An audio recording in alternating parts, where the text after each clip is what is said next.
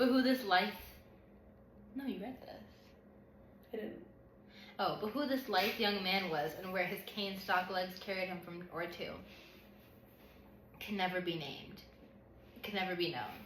No, nor his name. His own parents, in some mood of perverseness or resignation,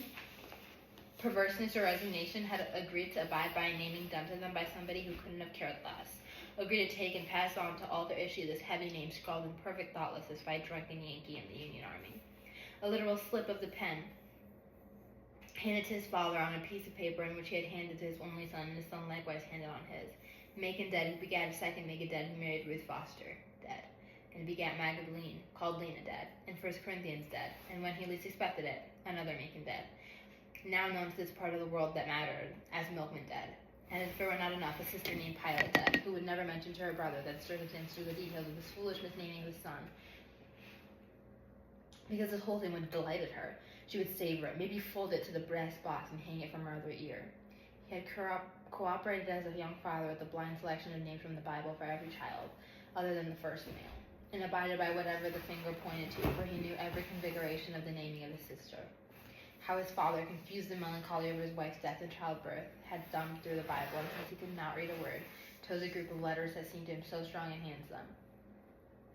Saw in them a large figure that looked like a tree hanging in some princely but protective way over a row of smaller trees. How he had copied the group of letters out of a piece of brown paper, copied as deliberate people do, every curlicle, arch, and bend in the letters, and presented it to the midwife. That's the baby's name. You want this for the baby's name? I want that for the baby's name. Say it. You can't name the baby this. Say it. It's a man's name. Say it. Pilot. What? Pilot. You wrote down pilot. Like a riverboat pilot? No, not like the riverboat pilot, like a Christ-killing pilot. You can't get much worse for that than a name. And a baby girl at that. That's where my finger went down at. Well, your brain ain't got to follow through with it. You don't want to give this motherless child the name of the man that killed Jesus, do you? I asked Jesus to save my wife. Careful, Macon. I asked him all night long. He gave you your baby. Yes, he did. Baby named Pilate. Jesus have mercy. Where are you going with that piece of paper? It's going back where it came from, right in the devil's flame. Okay, we hear it come from the Bible, it stayed in the Bible. And it did stay there until the baby girl turned 12 and took it out, folded it up into a tiny knot, and put it in the little brass box. And strung the entire contraption through her left earlobe. Fluky about her own name at 12. How much more fluky she'd become since then. Macon could only guess. But he knew for certain that she would treat the naming of the third Macon dead with the same respect and awe she had treated the boy's birth. Macon dead remembered it when his son was born. How she seemed even more interested in this first nephew of hers than she was in her own daughter, and even that daughter's daughter, long after Ruth was up and about, as capable as she ever would be, and that wasn't much, of running the house again. Pilate continued to visit, her shoelaces undone, and knitted cap pulled down her forehead, bringing a foolish earring and sickening smell into the kitchen. He had not seen her since he was 16 years old, until a year before the birth of his son, when she appeared in his city. Now she was acting like an in-law, like an aunt, dabbling and helping with the girls, but having no interest in the knowledge of decent housekeeping she got in the way. Finally, she just sat on her chair near the crib, singing to the baby. That wasn't so bad, but what Macon dead remembered was the most expression on her face. Surprise, it looked like, and eagerness, so intense it made him uneasy. Or perhaps it was more than that. Perhaps it was seeing her all those years after they had separated outside that cave, and remembering his anger and her betrayal. How far she had slid since then. She had cut the last thread of prophecy, and one time she had been the dearest thing in the world to him. Now she was odd, murky, worst of all, unkept, a regular source of embarrassment if he would allow it, but he would not allow it. Finally, she had told her not to come again until she showed some respect for herself. Could not get a real job instead of running a wine house. Why can't you dress like a woman? He was standing by the stove. What's with the sailor cap doing on your head? Don't you have a stocking? What are you trying to make it look like in this town? He trembled with the thought of the white men in the bank, the men who had helped him buy a mortgage in the bank, and the men who had helped him, house to discover that his raggedy bootlegger was his sister. That the Negro who had handled his business so well, and who lived in the big house on Not Doctor Street, had a sister who had a daughter but no husband, and that the daughter had a daughter but a collection of lunatics who made a whine and sang in the streets like common street women, just like common street women. Pilate had sat there listening to him, her wondering his eyes resting on his face. Then she said, "I've been worried sick about you two, Macon." Exasperated, he had gone to the kitchen door. "Go ahead, Pilot. Go on now. I am the thin side of evil, trying not to break through." Pilot stood, wrapped her quilt around her, and with the last fond look at the baby, left her the kitchen door. She never came back. When Macon had gone to the front door of his office, he saw a stout woman and two young boys standing a few feet away. Macon unlocked his door and walked over to his desk and settled himself behind it. As he was thumbing through his accounts book, the stout woman entered alone. "Afternoon, Mr. Dead. Sir, I'm Miss Baines. Live over the number 3 on the 15th Street." Macon did remember, not the whim, but the circumstances at number 3. His sinless grandmother or aunt or something had moved in there, and the rent was long overdue. "Yes, Mrs. Baines, you got something for me?" "Well, that's what I come to talk about. You know, since he left the babies with me, a relief check ain't no more in it take to keep a well-grown yard dog alive. Half alive, I should say. Your rent is $4 a month, Miss Baines. You're 2 months behind already." "I know that, Mr. Dead, sir, but babies can't make it with nothing to put in their stomachs." Their voices were low, polite, without any hint of conflict. "Can they make it in the street, Miss Baines? That's where they're gonna be if you don't figure out some way to get me the money." "No, sir, they can't make it in the street. We need both, I reckon, same as yours does." "Then you better rustle it up, Mrs. Baines. You got till," he swiveled around his consulted calendar on the wall, "till Saturday coming. Saturday, Miss Baines, not Sunday, not Monday, Saturday." If she had been younger and more juice, the glitter in her eyes would have just washed down into her cheeks. Now at her time of life, it simply gleamed. She pressed the flat on her head on Macon Dead's desk, holding the gleam steady in her eyes, pushed herself up from the chair. She turned her head a little to look out the plate glass window, and then back at him. "When's it gonna profit for you, Mr. Dead, to put me in the Chipotle now?" "Saturday, Miss Baines." Lowering her head, Mrs. Baines whispered something and slowly walked away, heavily from the office. As she closed the door to Sunny's shop, her grandchildren moved out of the sunlight into the shadow where she stood. "What do you say, Granny?" Mrs. Baines put a hand on the taller boy's hair and fingered it lightly, absently searching with her nails for tender spots. "He must have told her no," said the other boy. "Do we gotta move?" The tall boy tossed his head free of her fingers and looked at her sideways. His cat eyes were gashed with gold. Mrs. Baines let her hand fall to her side. "A guy in business is a terrible thing to see. A terrible, terrible thing to see." The boys looked at each other and back at their grandmother, their lips parted as though they had heard something important. And Mrs. Baines closed the door, and Macon Dead went back to the pages of his accounts book, running his fingertips over the figures and thinking with the unoccupied part of his mind about the first time he had called on Ruth Foster's father. He had only 2 keys in his pocket then, and if he had let people like the woman who just left have their way, he wouldn't have had any keys at all. Because of those keys that he could care to walk over to that part of not Dr. Street, it was still Dr. Street then, and approach the most important guy in the city. To lift the lines doctor, to entertain thoughts of marrying the doctor's daughter was possible because each key represented a house which he owned at the time. Without those keys, he would have floated away at the doctor's first word, yes, or he would have melted like the new wax under the heat of that pale eye. Instead, he was able to say that he had been introduced to his daughter, Miss Ruth Foster, and would appreciate having the doctor's permission to keep her company now and then, that his intentions were honorable, and that he himself was certainly worthy of the doctor's consideration as a gentleman friend for Miss Foster, since at 25 he was already a colored man of property. "I don't know anything about you," the doctor said, "other than your name, which I don't like, but I will abide by my daughter's preference." In fact, the daughter knew a good deal about him and was more grateful to this tall young man than he ever allowed himself to show. Fond as he was of his only child, useful as she was in his house since his wife had died, Whitley had begun to chafe under her devotion. His steady beam of love was unsettling, and she had never dropped those expressions of affection that had been so lovable in her childhood. The goodnight kiss was itself a masterpiece of slow-wittedness on her part and discomfort at his. At 16, she still insisted on having a come during her night, sit on her bed, exchange a few pleasantries, and plant a kiss on her lips. Perhaps it was the loud silence of his dead wife. Perhaps it was Ruth's disturbing resemblance to her mother. More probably it was the ecstasy that had always seemed to be shining in Ruth's face in the event to kiss her, an ecstasy he had felt appropriate at the occasion. None of that which, of course, did he describe to the young man who came to call, which is why young Macon Dead believed that the machine had 2 legs. Wait, I'm so sorry.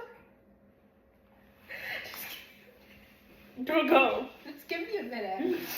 which is why Macon Dead still believed the magic had lain in the 2 keys. In the middle of the reverie, Macon was interrupted by rapid tapping on the window.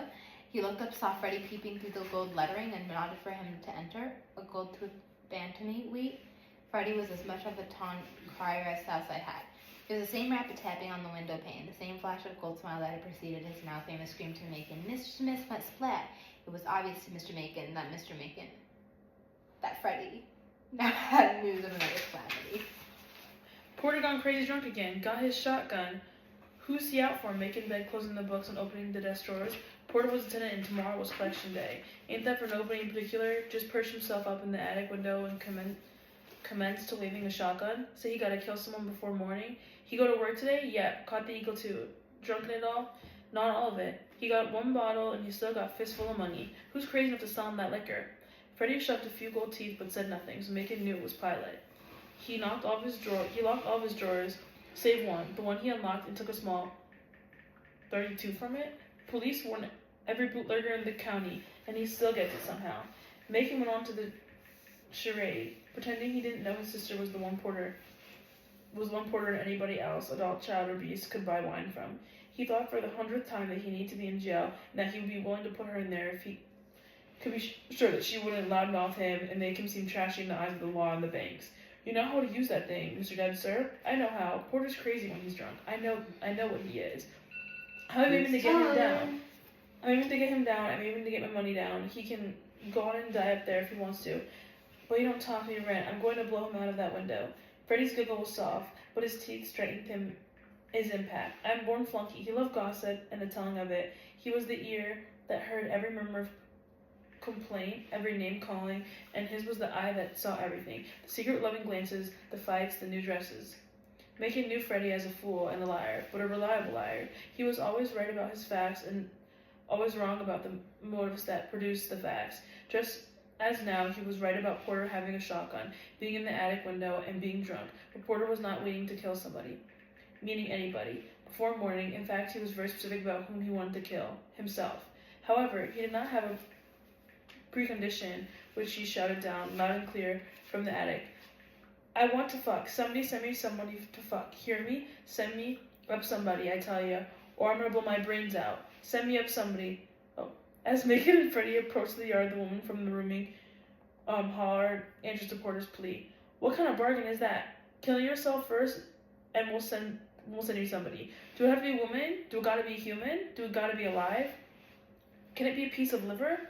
Put that thing down and throw me my goddamn money. Macon's voice cut through the woman's fun.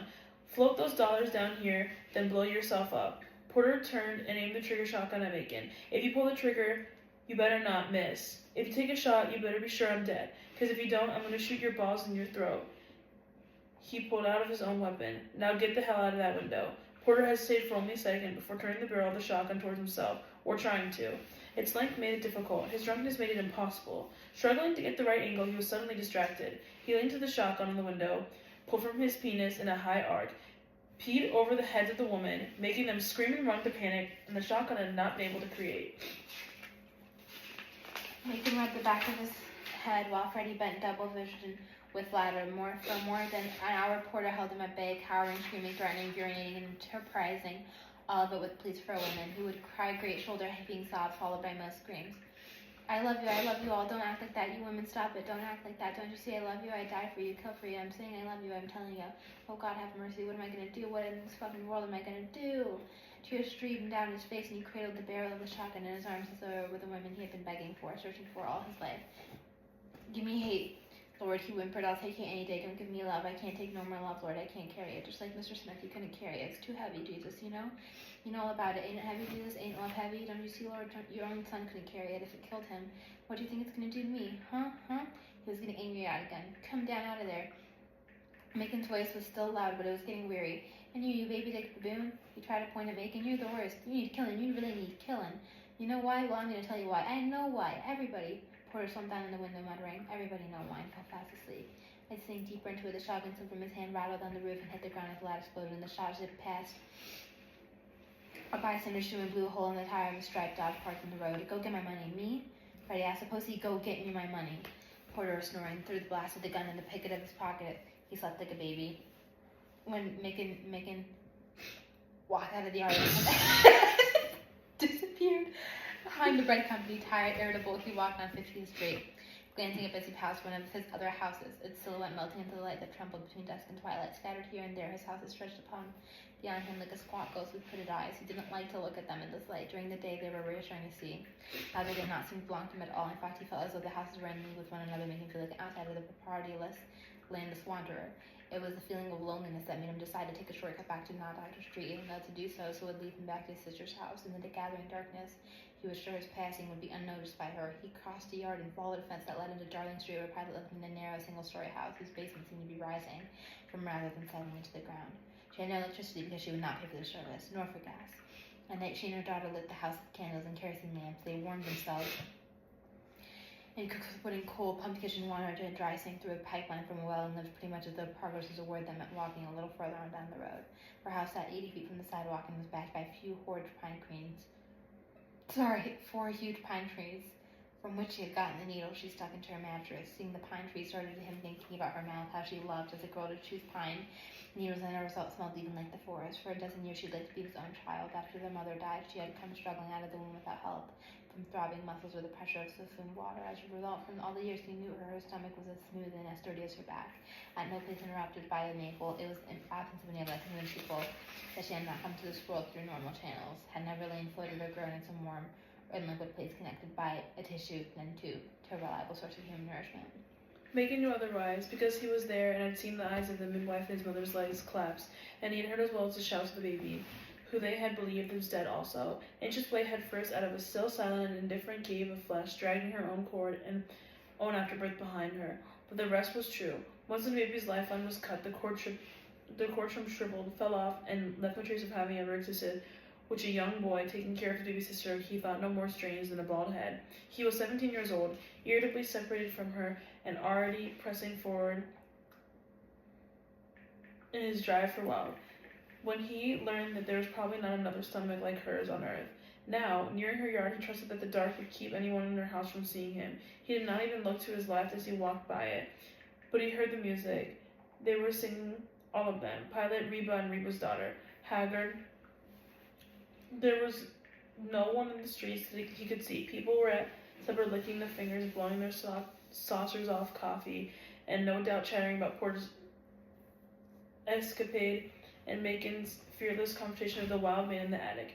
There were no street lights in the part of town. The only moon directed the way of pedestrian. Bacon walked on, resisting as best as he could the sound of the voices that followed him. He was rapidly approaching the part of the road where the music could not follow, when he saw, as he on the back of the postcard, a picture where he had headed his own home. His wife's narrow, unyielding back, his daughter's boiled dry from years of yearning, his son, to whom he could speak only his words held some command or criticism. Hello, Daddy. Hello, son. Truck your shirt in. Tuck your shirt in? I found a dead bird, Daddy. Don't bring that mess in this house. There was no music there, and tonight he wanted just a bit of music from the person who had been his first caring for. He turned back and walked slowly toward Pilot's house. They were singing some melody Pilot was leading, a phrase that the other two were taking up and building on. Her powerful contralto, Reba piercing soprano on the counterpoint, and the soft voice of the girl, Haggard, who must have been about 10 or 11 now, pulled him like a carpet track under the influence of the magnet. Surrendering to the sound, make him move closer. He wanted no conversation, no witness, only to listen and perhaps to see three of them. The source of the music that made him think fields and wild turkey and calisio. Treading as lightly as he could, he crept into the side window where the candlelight flickered lowest and peeped in. Reba was cutting their toenails with a kitchen knife or a switchblade, her long neck bent almost to her knees. The girl, Haggard, was braiding her hair, while Pilot, whose face he could not see because her back was to the window, was stirring something in a pot. Wine pulp, perhaps.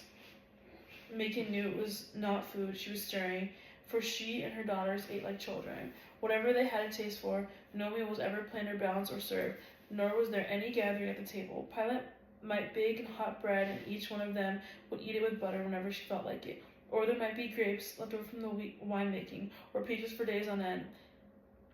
If one of them bought a gallon of milk, they drank it until it was gone. If another got a half bushel of tomatoes or a dozen ears of corn. They ate them until they were gone too. They ate what they had or came across or had a craving for.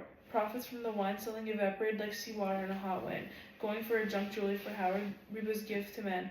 He didn't know what at all. Near the window, hidden from the dark, he felt irritably of the day drained from his relish in the effortless beauty of the woman singing in the candlelight. Reba's soft profile, haggard tan moving in her heavy hair, impaled. He knew her face better than he knew his own. Singing now, her face would be a mask. An emotion and passion would have left her features and entered her voice. But he knew that when Okay, we got 5 minutes. I'm getting in trouble because Mom, this is the last page.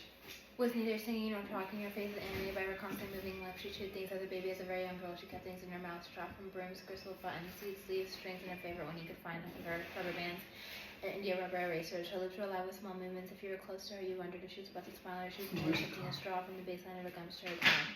Perhaps she was dislodging a coil of rubber band from inside her cheek, or was she really smiling? From a distance, she appeared to be whispering to herself, when she was only nibbling or splitting tiny seeds with her front teeth. Her lips were darker than her skin, wine-stained, blue-braid edge. Her face had a cosmetic look, as though she had applied a very dark lipstick, nearly blotted away as shine on a scrap of newspaper.